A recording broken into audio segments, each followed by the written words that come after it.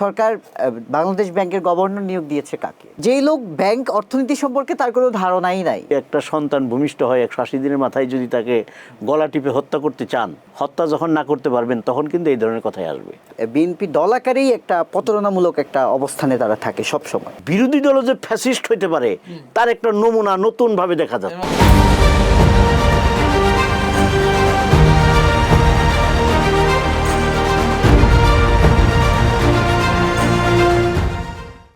দর্শক শুভেচ্ছা জানাচ্ছি বিউডি বাংলা নিয়মিত আয়োজন ভয়েস অফ ডেমোক্রেসিতে। আমরা আজকে কথা বলবো সরকারের 100 দিনের হিসাব। এই বিষয়ের উপরে কথা বলার জন্য আজকে স্টুডিওতে দুজন অতিথি আমাদের সাথে উপস্থিত আছেন। আমরা একটু পরিচিত হব। আমার ডানে আছেন জনাব আলহাজ বিপি ইব্রাহিম, সহ সভাপতি জাতীয়তাবাদী কৃষক দল কেন্দ্রীয় কমিটি ও সদস্য BNP central election engineering steering committee 2026।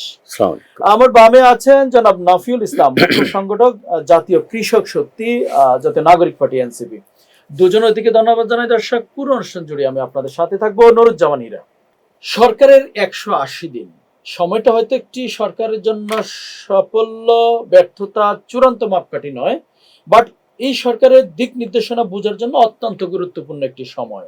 180 দিনে কত প্রতিশ্রুতি বাস্তবায়ন হয়েছে, কত উদ্যোগ দৃশ্যমান হয়েছে, সবচেয়ে গুরুত্বপূর্ণ সাধারণ মানুষের জীবনে প্রভাব কতটা পড়েছে, আজকে আমরা সেই বিষয়টি খতিয়ে দেখবো। বাস্তবতা নিয়ে দুজন অতিথি আমাদের স্টুডিওতে আজকে উপস্থিত আছেন।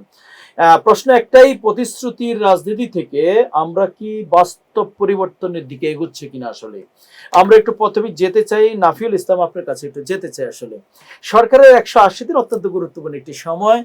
যেমন সরকারের সফলতা আছে, বেশ কিছু দৃশ্যমান অনেক কার্যক্রম আছে। নিশ্চয়ই আপনি জানেন যে এক সময় শিক্ষকরা অবসরে যাওয়ার পরে তারা বেতন ভাতা পেত না। তাদের যে অবসর ভাতা, অনেক টিচার আক্ষেপ করে বলছেন মৃত্যুর পরে সেটি টাকা দিয়ে কি করব।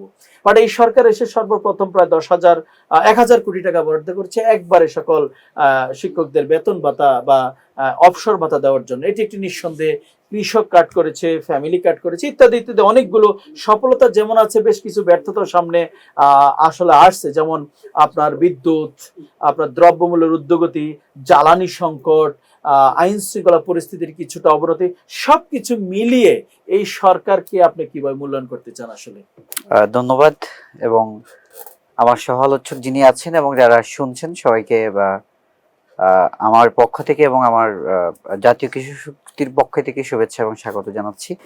আসলে আপনি যথার্থই বলেছেন যে সরকারের প্রথম দিকে তার কর্মকাণ্ডের মধ্য দিয়ে পরিষ্কার হয় যে আগামী দিনে সে কি করতে পারে।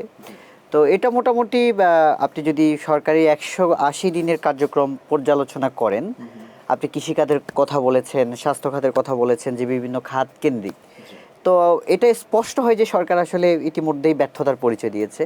যে জুলাই গণঅভ্যুত্থানের পরবর্তী সময়ে সবচেয়ে যে জিনিসটা আমাদের নাগরিক জীবনে বা আমাদের সামাজিক জীবনে যেটা খুবই গুরুত্বপূর্ণ ছিল, যে আইন শৃঙ্খলা পরিস্থিতির নিয়ন্ত্রণ নিয়ে আসা, জনমনে একটি স্বস্তি একটা বা নিরাপত্তার যে ব্যাপারটা সেটা নিশ্চিত করা।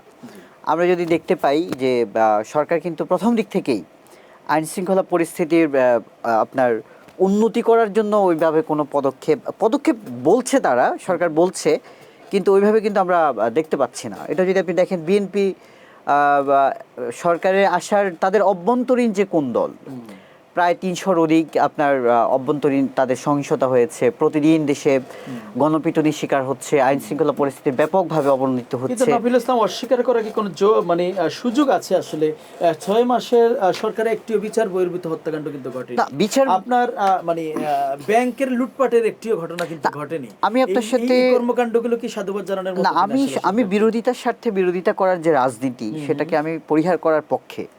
কিন্তু আমরা আসলে আস্থার যে জায়গাটা, ভরসার যে জায়গাটা, সেটা আমি ব্যক্তিগতভাবে যদি বলি এবং রাজনৈতিকভাবে যদি বলি, দুই জায়গা থেকে আমি কিন্তু পাচ্ছি না। প্রথমত আপনি যে কথাটা বলছেন ব্যাংকের, যে যদি আমি এখন অর্থনৈতিক খাতটাতে যদি আপনি যান, দেখেন বাংলাদেশের ইতিহাসে তো বটেই, পৃথিবীর ইতিহাসে সরকার বাংলাদেশ ব্যাংকের গভর্নর নিয়োগ দিয়েছে কাকে? যেই লোক ব্যাংক অর্থনীতি সম্পর্কে তার কোনো ধারণাই নাই। এবং আপনি যদি দেখেন পৃথিবীর সবচাইতে যে গরিব যে দেশ, দারিদ্রতা সীমার সবচাইতে নিম্নে, সেটি হচ্ছে আফ্রিকা মহাদেশের সম্ভবত কোট আনকোট, আমার এখনো মনে আসতেছে না, সেখানকার কেন্দ্রীয় ব্যাংকের গভর্নরও কিন্তু পিএইচডি হোল্ডার, ডক্টরেট করা, আমাকে একটু বলতে দেন, কিন্তু বাংলাদেশ ব্যাংকের যিনি গভর্নর হয়েছে, আপনি অর্থনৈতিক সেক্টরে যদি বলেন, উনি একজন ব্যবসায়ীকে আইনা হঠাৎ করে তাকে বসায় দেওয়া হয়েছে। এরপর আপনি ব্যাংকগুলোতে দেখেন, যদি আপনি যেভাবে বলতেছেন অর্থনৈতিকভাবে, ব্যাংকের বেশিরভাগ জায়গায় যে যাদেরকে বসানো হচ্ছে, অর্থনীতি সম্পর্কে বেশিরভাগের কোনো ধারণা নাই। এবং তাদের সরকারের বিভিন্ন মন্ত্রীরা ফোন দিয়ে বিভিন্নভাবে দলীয় নিয়োগ করতেছে। এটা হলো অর্থনৈতিক সেক্টরে।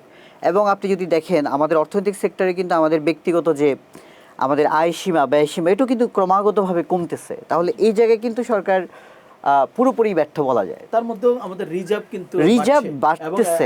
একটা মানে আশাজনক আসলে এটা হচ্ছে এটা দেখেন, জানেন, এবং এর মধ্যে কিছু আপনার ঋণও পরিশোধ করেছে কিন্তু সরকার এত দুরবস্থার মধ্যে আসলে। না, এটা ডেফিনেটলি এটাকে আমরা যেটাকে সাধুবাদ জানানো দরকার সেটাকে অবশ্যই সাধুবাদ জানাতে হবে। কিন্তু সরকার কাঠামোর দিক থেকে যদি আপনি চিন্তা করেন বৃহত্তর পরিসরে যদি আমরা ভাবি, তাহলে আসলে সরকারের এই উদ্যোগগুলা যথাযথ নয়। আপনি যদি উপরে মূল জায়গায় ঠিক না রেখে যদি সামগ্রিক অর্থনৈতিক কাঠামোকে যদি আপনি ঢেলে না সাজান, আপনি তো অর্থনৈতিক যে কাঠামোটা আপনি গড়ে তুলছেন বা যেটা করতে চাচ্ছেন, এই যে আপনি বিশ্ব ব্যাংক বলেন, IMF বলেন, বা যেখান থেকে আপনি ঋণ নিচ্ছেন, তো আপনি তো একটা তো ঋণের ফাঁদেও আপনি পড়তেছেন, আপনি রিজার্ভও আছে। এই যে ঋণের ফাঁদে পড়ে আপনি সামগ্রিকভাবে এটা জনজীবনে একটা ব্যাপকভাবে আপনার প্রভাব ফেলতে পারে। এরপরে আপনার কাছে নাফিল ইসলাম আসবা, একটু ঘুরে আসি জনাব ইব্রাহিম আপনার কাছে। নাফিল ইসলাম আসলে বলছিলেন সরকারের এই 6 মাসের কর্মকাণ্ডে সফলতা কিছুটা আছে, ব্যর্থতার বা দায়ভারটা বেশি দেখছেন আসলে। ইতিমধ্যে বিচার আপনার টিআইবি রিপোর্ট বা পুলিশ সদর দপ্তর বলছে প্রায় এই 6 মাসে 1805টি হত্যাকাণ্ড ঘটেছে, তার মধ্যে মামলা হয়েছে প্রায় 1789টি। টিআইবি বলছে গত 100 দিনের হিসাবে অনুযায়ী 605 জন খুন হয়েছে। সার্বিক অর্থে সরকার যখন প্রথম দিকে বলছিলেন যে আইন শৃঙ্খলার পরিস্থিতি 3টি বিষয়কে অগ্রাধিকার দিয়েছিলেন। আমি যদি বলি সেটা হচ্ছে প্রথমত হচ্ছে আইন শৃঙ্খলা পরিস্থিতি নিয়ন্ত্রণে রাখা, দ্রব্যমূল্যের ঊর্ধ্বগতি ঠেকানো, তৃতীয়ত হচ্ছে আপনার জ্বালানি নিরবিচ্ছিন্ন জ্বালানি বা বিদ্যুৎ সরবরাহ করা। আপনি কি মনে করছেন যে সরকার 3টি বিষয়ে সফল হতে পারে না, এটি আপনি মনে করছেন কিনা আসলে? কারণ সার্বিক তুলনায় পত্রপত্রিকার নিউজ সকল কিছু মিলে আপনি কি মনে করছেন আসলে?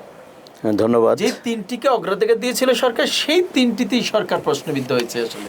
ধন্যবাদ দক্ষ সঞ্চালক, সম্মানিত সহালোচক, শুভেচ্ছা অভিনন্দন আপনারা যারা শুনছেন বা পরবর্তীতে শুনবেন, আসসালামু আলাইকুম। আসলে সময় তো খুব কম আপনার, এই জন্য আমি খুব তাড়াহুড়ায় একটু বলে যাচ্ছি আর কি। পরশ্রী কাতরতা বলতে একটা শব্দ আছে, যেটা হলো অন্যের ভালো কেউ মানে দেখতে পারে না, এটাও একটা গোষ্ঠী আছে। এবং দেখবেন যে আমাকে যদি দেখতে না পারে তাহলে আমার কোনো কর্মকাণ্ডই তাদের কাছে ভালো লাগবে না। আপনি বিরোধী দল মানে বিএনপিকে দেখতে পারেনি সরকারি দল, আমি বলছি আপনি মূল্যায়ন করেন কিভাবে, আমি অত ওইভাবে বলতে চাই না। সরকারি দলে কথা বলাও একটু টাফ, একটু হিসাব করে বলতে হয়। তো 180 দিনের মাথায় এই পরশ্রিতা কাতরের জন্যেই যদি একটা সন্তান ভূমিষ্ঠ হয়, 180 দিনের মাথায় যদি তাকে গলা টিপে হত্যা করতে চান, হত্যা যখন না করতে পারবেন তখন কিন্তু এই ধরনের কথাই আসবে। আজকে 180 দিনের আপনার যে হিসাব আজকে বলছেন, আপনি দেখেন গত 16 বছরে, তার মানে 16 বছরে হয় 8540 দিন। আর ইন্টারিম গভর্নমেন্ট আজকে যারা সরকারি বিরোধিতা করছে তারা ইন্টারিম গভর্নমেন্টের হলো মানে সুফল ভোগ করেছে, এবং এই সুফলের ভোগের পরিমাণ এখন একটু কম বলেই সরকারকে নানাভাবে বিভিন্ন রকম কথাবার্তা বলে কোণঠাসা করবার বা একটা ব্লেম গেম দেবার যে পরিকল্পনা তাদের মাথায় রয়েছে, এই পরিকল্পনার থেকে কিন্তু তারা সরতে পারে না। 180 দিনের মধ্যে এই সরকার কি করেছে? জুলাই যুদ্ধে যারা শহীদ হয়েছে, আহত হয়েছে, তাদের জন্য 30 লক্ষ টাকা দিয়ে সঞ্চয়পত্র করেছে। এবং এই জুলাই শহীদদেরকে তারা মুক্তিযোদ্ধাদের যে পরিমাণ ভাতা দেওয়া হয় সেই পরিমাণ ভাতা তাদেরকে আমরা যথেষ্ট মনে করি। সেটা তো অব্যাহত রাখছে। আমাদের দেশের কালচারটা কি, একটা গভর্নমেন্ট ভালো কিছু করলে পরের গভর্নমেন্ট যত ভালোই হোক সেটাকে চেঞ্জ করবে, র্যাপিডলি চেঞ্জ করবে। এটাই হলো আমাদের দেশ, মানে এই দেশের একটা কি দর্শন বলে পারতেন, কালচার বলতে পারে। সেখানে কিন্তু বিএনপি যায় নাই। তার মানে বিএনপির সরকার সেটাকে সমর্থন করে এবং জুলাই যোদ্ধাদের সম্মান করা, শহীদদের সম্মান করা এই সরকারের মাথায় আছে এবং সেটা করে যাচ্ছে। আচ্ছা, তারপরে আপনি আসেন যে বিএনপি 180 দিনে দেখেন আওয়ামী লীগের ক্ষমতার সময় মনে আছে কিনা আপনার শেষের দিকে 25 জন কৃষক 12,000 টাকা করে লোন ছিল বলে তাদেরকে মাজায় দড়ি দিয়ে হেসড়ে নিয়ে আদালতে তোলা হয়েছিল। অথচ সালমান এফ রহমান সাহেবদের মতো হাজার হাজার কোটি টাকা যারা তাদেরকে রাষ্ট্রীয় মর্যাদায় জাতীয় পতাকা দিয়ে দাবড়িয়ে বেরিয়েছে, যার বউ পছন্দ হয়েছে তার সাথে সম্পর্ক করে, স্বামীর সাথে সম্পর্ক ছারখার করে তারপরে সেই বউর সাথে তারা আমোদ ফুর্তিতে মেতে থেকেছে। আর বিএনপি সেই অবস্থা দেখেই বিএনপি রাষ্ট্র ক্ষমতার দায়িত্ব পাবার পরেই কিন্তু একটা নির্দিষ্ট পরিমাণের টাকা কৃষি ঋণ মওকুফ করে দিয়েছে। সেটা 1 জন 2 জন 5 জন 10 জন না, সারা বাংলাদেশে। আমি যে 3টি বিষয় আপনাকে বলেছিলাম, যদি একটু এই বিষয় একটু ব্যাখ্যা করেন যে সরকার শুরুতে সেই ফার্স্ট আপনার ক্যাবিনেট মিটিং এ 3টি বিষয় কিন্তু অগ্রাধিকার আমি বলছিলাম, 3টি বিষয়ে সরকারকে আপনি মনে করছেন যে 3টি অগ্রাধিকার ভিত্তিতে নিয়েছিল হাতে 3টিতেই সরকার অগ্রগতি করতে পারেনি আসলে সার্বিক অর্থে মনে হচ্ছে। আপনি কি এই বিষয়টি যদি একটু, আপনাকে একটা জিনিস মনে রাখতে হবে, আমি ওই জায়গায় আসছি, আপনি যে কথাটা বলছেন ওই জায়গায় আসছি। সময় হলো মাত্র 180 দিন, এবং এমন একটা সময়ে জনাব তারেক রহমান সাহেবের সরকার রাষ্ট্র ক্ষমতায় এসেছে যখন দেশের অর্থনীতি পঙ্গু করে দিয়েছে, দেশের আইন শৃঙ্খলা বলতে কিছু নাই, বিকলাঙ্গ হয়ে গেছে। তারপরে অনেক ঘটনায় যেটা আমাদের দেশে ঘটেছে, এখন আপনি সেখান থেকে কতটুকু উত্তরণ করেছেন এটা খালি আমাকে প্রশ্ন করবেন কেন, আপনার বিবেককেও আপনি একবার প্রশ্ন করেন। আজকে এখন কোনো গুম হচ্ছে, তারপরে কোনো ব্যাংকের, যেটা আপনি বলেছেন হচ্ছে না। সুতরাং আপনি যদি সফল নাও বলেন, আপনি তো অন্তত এই কথা বলবেন যে সফলের দিকে এগোচ্ছে, সফলের রাস্তায় সরকার হাঁটছে। মাত্র 180 দিনেই কিন্তু আপনি সমস্ত কিছুকে এখানে শেষ দিয়ে দিতে পারেন না। তো আমরা যেটা মনে করি যে এই সরকারকে একটু সময় দেওয়া উচিত সকলেরই, এবং একটা ধ্বংসস্তূপ থেকে দেশকে ভালো পর্যায়ে নিয়ে যাবার যে পরিকল্পনা রয়েছে, আজকে জনাব তারেক রহমান সাহেবের যে প্রতিশ্রুতি ছিল, আপনি কৃষি কার্ড, আপনি মানে খুশি হবেন যে আমাদের ভোট দেবার যে আঙ্গুলের যে অমোচনীয় কালি থাকে, এই অমোচনীয় কালি মোছার আগেই কিন্তু আপনার কৃষি কার্ড মানে সীমিত পরিসরে তাদের কাছে পৌঁছে গেছে, কৃষকদের কাছে ফ্যামিলি কার্ড তাদের কাছে পৌঁছে গেছে। তা আমরা তো মনে করি যে এই সরকার, আমি শতভাগ সফল বলবো না, কিন্তু অবশ্যই যে যা করছে ইনশাল্লাহ শতভাগ সফল হবে, এবং জনগণ এই সরকারের প্রতি সমর্থন থাকবে। আমরা একটু ঘুরে আসি জনাব নাফিউল ইসলাম আপনার কাছে একটু। এই যে বেকারের আমরা দেখছি ইশতেহারে যেটা ছিল তা না উল্টো হচ্ছে, আসলে মানে মূল সমস্যাটা আসলে কোথায়? যেখানে আমাদের এগুনের কথা ছিল, আমরা কি পিছাচ্ছি কিনা আসলে, না সরকারের কোনো আন্তরিকতার অভাব আছে কিনা? আপনার যেটা বলতে চাই, আপনি যে আন্তরিকতার কথা বলতেছেন, বা বিএনপি একটা সংকটের মধ্যে পড়ে যখনই ক্ষমতায় নেই, এটা বিএনপি বলে। আমার কাছে যেটা মনে হয় যে বিএনপি নিজেই একটা সংকট। দেখেন, যখনই ক্ষমতায় বিএনপি আসে তখনই তারা কিন্তু সংকটের মধ্যে পড়ে, এটা তারাই বলে। আজকে আমাদের যিনি প্রেসিডেন্ট হয়েছেন, রেসপেক্ট, উনি কৃষক দলের আহ্বায়ক সভাপতি ছিলেন, উনি হয়েছে, আমরা যে কৃষক সংগঠন, আমরা যেহেতু কৃষকদের প্রতিনিধিত্ব করছি সে জায়গায় উনিও কিন্তু বলেছেন যে বিএনপি সবসময় সংকটকালীন মুহূর্তে এসে ক্ষমতা গ্রহণ করে। আমার দৃষ্টিতে মনে হয় বিএনপি নিজে একটা সংকট আর কি। দেখেন আপনি সেটাই আমি বলতেছি, বিএনপি হিস্ট্রিক্যালি যদি আপনি চিন্তা করেন, বিএনপির 31 দফার কথা আপনি যদি বলেন, যে বিএনপি 31 দফার কথা বলছে, যে আমরা 31 দফা যেটি তাদের ইয়েতে ছিল, দলীয় ম্যানিফেস্টোতে ছিল, নির্বাচনী ম্যানিফেস্টোতে ছিল, এবং তারা বলে যে আমরা জুলাই সনদ অক্ষরে অক্ষরে বাস্তবায়ন করব। তো সেই ইশতেহারেরও কিন্তু তারা কিন্তু বিপক্ষে অবস্থান নিয়েছে। হিস্ট্রিক্যালি আমার কাছে মনে হয় যে বিএনপি দল আকারেই একটা প্রতারণামূলক একটা অবস্থানে তারা থাকে সবসময়। এবং আরেকটা ইম্পর্টেন্ট বিষয় হচ্ছে, বিএনপি সবসময় ইতিহাসের প্রতিটা গুরুত্বপূর্ণ মুহূর্তের যে অর্জন, সেটা বিএনপির কাছে যায়। এটা একটা বিএনপির সৌভাগ্য আমি মনে করি, সৌভাগ্য আমি মনে করি। দেখেন, আপনি দলীয় নিয়োগ করবেন না, যেটি সাংবিধানিক প্রতিষ্ঠানগুলোতে, আপনি প্রতিটা সাংবিধানিক প্রতিষ্ঠান, আপনি নির্বাচন কমিশনে সর্বশেষ কি করেছে, আমার যিনি সহ-আলোচক শ্রদ্ধেয় যিনি রয়েছেন, আমি ওনার প্রতি শ্রদ্ধা রেখে বলছি যে উনি বিএনপি জাতীয় নির্বাচন পরিচালনা কমিটির সদস্য ছিলেন। সর্বশেষ নির্বাচন কমিশনের যিনি এডিশনাল সেক্রেটারি হিসেবে যাকে নিয়োগ দেওয়া হয়েছে, উনিও কিন্তু বিএনপির আপনার এই যে 2026-এর জাতীয় নির্বাচন পরিচালনা কমিটির সদস্য ছিল। তাহলে আপনি যেখানে আপনার 31 দফায় বলছেন, সেই জায়গায় আপনি জনগণের সাথে একটা প্রতারণা করলেন সাংবিধানিক প্রতিষ্ঠানে এবং 12টি সাংবিধানিক প্রতিষ্ঠানকে সবচাইতে দুঃখজনক দলীয়, সরাসরি দলীয় লোক। অবশ্যই আপনি মানে বিরোধী দল হিসেবে আপনারা এটা কি ভূমিকা আমরা নিয়েছেন তো আসলে? মানে এই বিষয়ে কোনো আমরা তো অবশ্যই বিএনপি সরকারের আমরা সফলতা চাই, কারণ বিএনপির প্রতি আমাদের ওই ভরসাটা আমরা রাখতে চাই, কিন্তু আমরা তো সেটা আমরা রাখতে পারছি না। মানে সরকারের হ্যাঁ, সেটা আমরা রাখতে পারছি না। আমরা সেটা তো আপনারাই জনগণ ভবিষ্যৎ সময় সেটা নির্ধারিত হবে। আপনি দেখেন, মাত্র আপনি 180 দিন হয়েছে, আপনি ক্ষমতা আইসাই কি করছেন? সরাসরি দলের সাথে যুক্ত আমার ট্যাক্সের টাকায়, জনগণের ট্যাক্সের টাকায় যে প্রতিষ্ঠানগুলো চলে, সেখানে আপনি আপনার দলের লোকদেরকে বসিয়ে দিয়েছেন, যারা ফার্স্টেড লোককে। আপনি সবচেয়ে গুরুত্বপূর্ণ, আপনি স্বাস্থ্য খাতে কি করছেন? যে ওষুধ মূল্য যে নীতিটা আমার যেটা স্বাস্থ্যের জন্য গুরুত্বপূর্ণ, সেই নীতিটাকে আপনি বাতিল করে দিয়েছেন। আপনি সুপ্রিম কোর্ট সচিবালয়ের যে ইন্টারিম যে আপনার যে বিলটি পাশ করেছে, আপনি সেটা বাতিল করে দিয়েছেন। আপনি নির্বাচন কমিশনকে দলীয়করণ করছেন। আইন শৃঙ্খলা পরিস্থিতিকে আপনি নিয়ন্ত্রণ করতে পারছেন না। আপনি বিরোধী দলের প্রতি যদি সরকারের আচরণটা দেখেন, আমি সেটাকেও খুব একটা পজিটিভ দিক দেখি না। দেখবেন আমাদের সর্বশেষ হবিগঞ্জে আমাদের নেতৃবৃন্দের উপর হামলা করা হয়েছে এবং মামলা করা হয়েছে। বিভিন্ন জায়গায় আমাদের পদযাত্রাগুলোতে, আমাদের পথসভাগুলোতে বাধা দেওয়া হচ্ছে।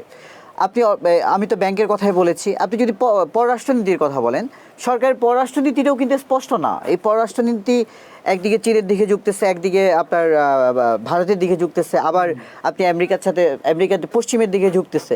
তাহলে সকল বিষয়গুলো যদি আপনি বিবেচনা করেন, আমার কাছে মনে হয় বিএনপি একটা সংকট হিসেবে আমাদের জাতি হিসেবে এটা আমাদের দুর্ভাগ্য যে সবসময় সে হাজির হয় আর কি। 70-79টি রেখে নির্বাচন করার যে প্রক্রিয়া, এটিকে বলছেন 35 বছরের সবচেয়ে মানে উৎসব মুখর বা গণতান্ত্রিক নির্বাচন। এটিকে গণতান্ত্রিক বলা যায় কিনা আসলে? কারণ আপনি নির্বাচনের আগে কিন্তু আপনি ফলাফল জানেন, কে প্রেসিডেন্ট হচ্ছে, 70 অনুচ্ছেদে কি আছে, কোনো এমপি দলের বাইরে ভোট দিতে পারবে না। অতএব রেজাল্ট, সুতরাং মানে আমি বলছি যে একটা গ্ল্যান্সের রেজাল্ট আপনি জানেন, দেশবাসী জানে এটি উৎসব মুখর বা গণতান্ত্রিক কিনা। এই 70 অনুচ্ছেদ আবার বলছেন, মাননীয় স্বরাষ্ট্রমন্ত্রী বলছেন যে এটি পরিবর্তন করা হবে। মানে আগে করা যেত কিনা আসলে নির্বাচনের আগে? আপনি যদি আমাকে ওইটার প্রশ্ন করেন, তাহলে আমি আপনাকে প্রশ্ন করব যে আপনারা এটাকে নির্বাচন ধরেন কিনা, নাকি এটাকে নির্বাচন ধরেন না? মানে কিভাবে আপনার কাছে আমি জানতে চাই, এটাকে নির্বাচন বলা যায় কিনা, গণতান্ত্রিক নির্বাচন বলা? কেন নির্বাচন বলা যাবে না? কেন গণতান্ত্রিক বলা যাবে না? প্রতিপক্ষ থাকতেই গণতন্ত্রের সংজ্ঞাটা কি? মানে প্রতিদ্বন্দ্বী আছে কিনা প্রকৃত যে অর্থেই থাকুক, প্রতিদ্বন্দ্বী ছিল তো, দুইজন প্রার্থীর মধ্যে ভোট হয়েছে তো। 2024 সালে তো আমিডামি নির্বাচন করেছিল। আমরা বলেছি না, আপনি আমিডামি আর এই সকল নির্বাচনের সাথে আপনি পার্থক্য অনেক আছে। এখানে পার্থক্য আপনি দেখেন না কোথায়? এখানে আমিডামির যে খেলা হয়েছিল, পাবলিক কি ভোট দিতে যেতে পেরেছে? পাবলিক তো সেখানে ভোট দিতে পারে নাই।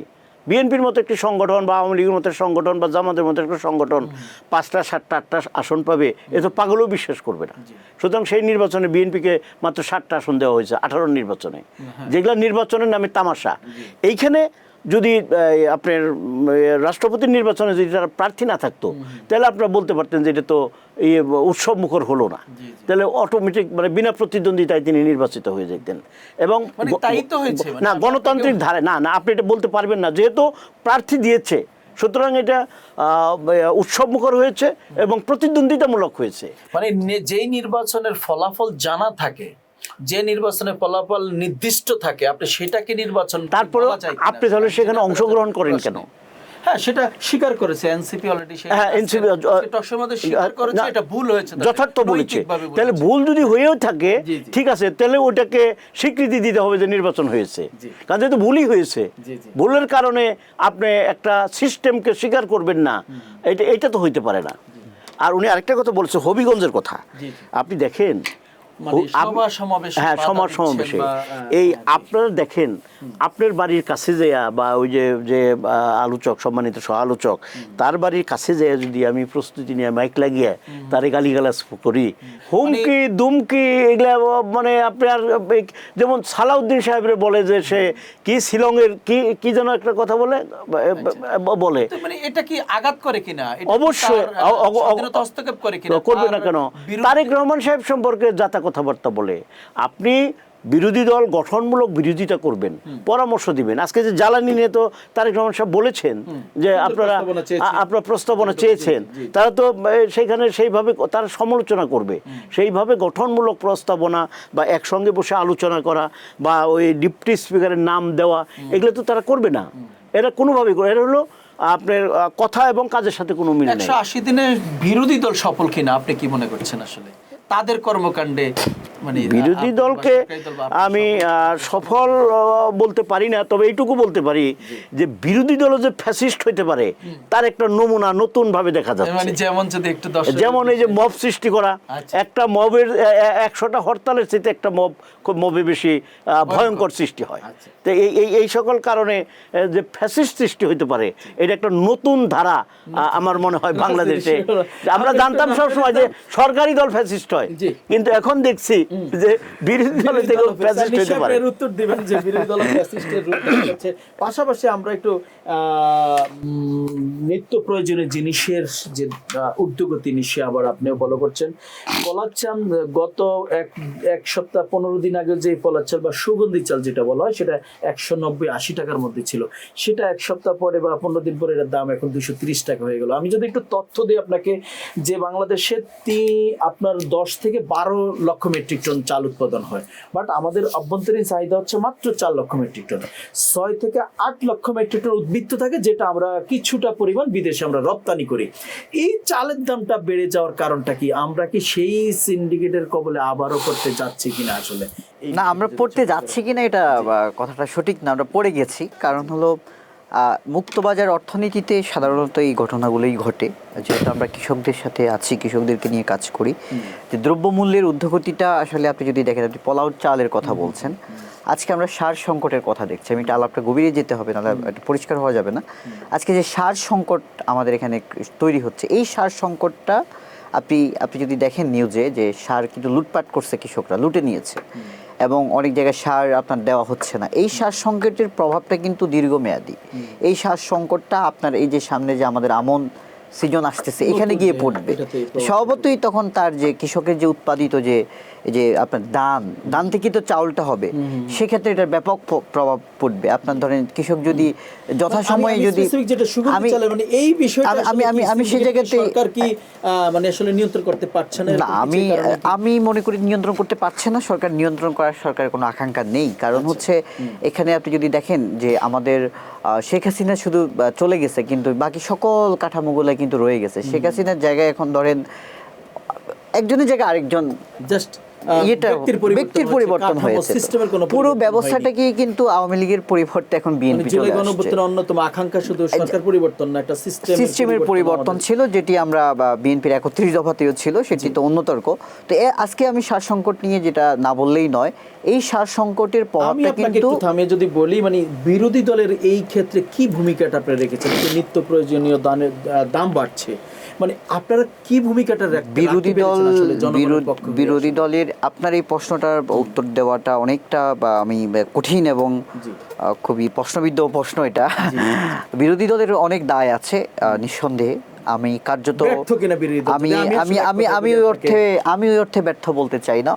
বিরোধী দল হিসেবে আমাদের তো একটা নতুন রাজনৈতিক ধারার সূচনা হয়েছে জুলাই গণঅভ্যুত্থানের পরে। এখানে অনেকগুলো ব্যাপার আছে, এগুলা ক্রমাগতভাবে এটা পরিষ্কার হবে। নিশ্চয়ই বিরোধী দল সঠিক রাজনীতি করবে, এটা আমরা বিশ্বাস করি। সরকারি দলে 180 দিনের কর্মকাণ্ডে আপনি সফলতার পাল্লা ভারী দেখছেন না ব্যর্থতার পাল্লাটা? আমি বিরোধিতার খাতিরে বিরোধিতার পক্ষের মানুষ নই, কখনোই নয়। আমি তো সামষ্টিকভাবে যদি আমি বলতে চাই যে সরকারের সদিচ্ছার আগ্রহ আছে কিনা, এটা তারেক রহমান সাহেবের সদিচ্ছার আগ্রহ আছে, এটা অনেকেই বলে। যে রিসেন্টলি যদি আপনি খেয়াল করেন, আমাদের বর্তমান যিনি প্রেসিডেন্ট হয়েছেন জনাব মির্জা ফখরুল ইসলাম আলমগীর একটা ইন্টারভিউতে বলেছেন যে তারেক রহমান ছাড়া কারো কাছে উনি কোনো আকাঙ্ক্ষা দেখতেছে না।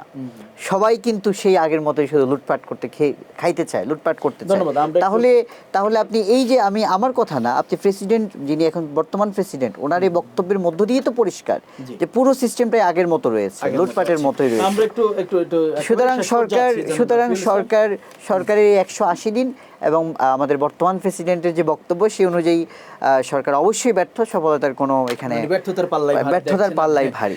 জানা বিপি ইব্রাহিম, আমরা একেবারে শেষ পর্যায়ে আছি। ছোট্ট করে যদি যে বিষয়টি আসলে আমরা জ্বালানি সংকট মনে করছি, বৈশ্বিক কারণ হতে পারে, আমাদের সেই সেক্টরে আপনার ঋণের বোঝা আছে ইত্যাদি ইত্যাদি, আমরা যেটি বললাম যে ফলাচ্ছেল বা সুগন্ধি যে চালটা, এটা প্রতি বছরই আমাদের উদ্বৃত্ত থাকে, এটার দামটা বাড়ার এই যে সিন্ডিকেট, সরকার কি এখানে কি ব্যর্থ হচ্ছে কিনা, বা কেন দামটা আসলে বাড়ছে হু করে, আমি নিয়ন্ত্রণে কি সরকার কাজ করছে কিনা আসলে যদি আমি সরকারের কথা তো নাই, আমি বিরোধী দলকে ব্যর্থ বলবো না, কারণ 6 মাস সময় তো বেশি একটা লম্বা সময় না। আচ্ছা, আমরা আরো দেখতে চাই। 6 মাসে তো চালের দামও বাড়িয়ে ফেলছে। চালের দামের সম্পর্কে আমি আপনাকে বলি, যেটা আরো সংকট নেই, সহনীয় নিয়ে আসতে হবে। না সংকট নেই, কিন্তু কিছু কিছু জিনিস আপনি যখন দেখবেন, আলুর সিজন যখন আলু লাগে তখন কিন্তু দাম থাকে হয়তো 10 টাকা কেজি, পরবর্তী সময় আবার এটা বেড়ে যায়। যে ধানেরও তো একটা সিজন আছে, পরিকল্পনার অভাবে এবং প্রয়োজনের তুলনায় খুবই অপ্রতুল হচ্ছে এই আপনার কোল্ড স্টোরেজের ব্যবস্থাপনা, যার কারণে আমাদের মালামাল পচে যায়, নষ্ট হয়ে যায় এবং সে কারণে দাম বৃদ্ধি পায়। আমরা মনে করি এই সরকার জনগণের সরকার। আগের সরকারগুলো ছিল গত 16 বছর, তারা ছিল ক্ষমতায় যেন তেনভাবে থাকতে হবে, জনগণ শেষ হয়ে যাক, দেশ ধ্বংস হয়ে যাক। যে এখন কিন্তু জনগণের সরকার, জনগণের প্রত্যক্ষ ভোটে নির্বাচিত সরকার। এই সরকার পরিকল্পনা মাফিক এবং জনগণের সহনীয় পর্যায়ে যা যা করার দরকার আমরা আশা করি এই সরকার তাই করবে। এবং এই সরকার নতুন করে যে সকল চিন্তা ভাবনা করছে, আপনারা অচিরেই খুব দ্রুততম সময় জেনে যাবেন। প্রত্যেকটি ইউনিয়নে খেলাধুলার জন্য 8 বিঘা করে একটি করে স্টেডিয়াম করবে, এরকম পরিকল্পনা নিচ্ছে।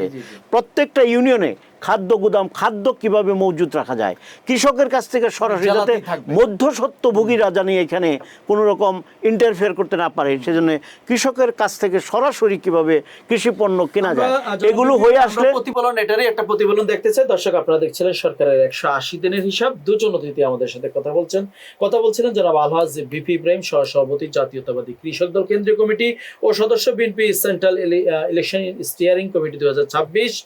কথা বলছিলেন নাফিউল ইসলাম, মুখ্য সংগঠক জাতীয় কৃষক শক্তি এনসিপি। দুজনের দিকে ধন্যবাদ জানাই। দর্শক, পুরো অনুষ্ঠান জুড়ে আমি আপনাদের সাথে ছিলাম নুরুজ্জামান হীরা। 180 দিন মানেই সরকারের কাজ একেবারেই শেষ নয়, বরং এটি একটি গুরুত্বপূর্ণ হিসাবের প্রথম অধ্যায়। অর্জন থাকলে তার স্বীকৃতি দিতে হবে, আর ব্যর্থ থাকলে তার কারণও খুঁজে বের করতে হবে। কারণ জনগণ শুধু প্রতিশ্রুতি শুনতে চায় না, তারা চায় নিরাপত্তা, কর্মসংস্থান, দ্রব্যমূল্যের স্বস্তি, সুশাসন এবং ন্যায় বিচারের বাস্তব ফল। নিশ্চয়ই শেষ বিচারে বা শেষ সময়ে সরকারের সাফল্যের হিসাব কোন দিকে যাবে দর্শক বা জনগণ, সেটাই কিন্তু দেখার অপেক্ষায় আছে। দর্শক, আগামী দিনে দেখা হবে নতুন কোনো বিষয় নিয়ে। সে মতো ভালো থাকবেন। আল্লাহ হাফেজ, আসসালামু আলাইকুম।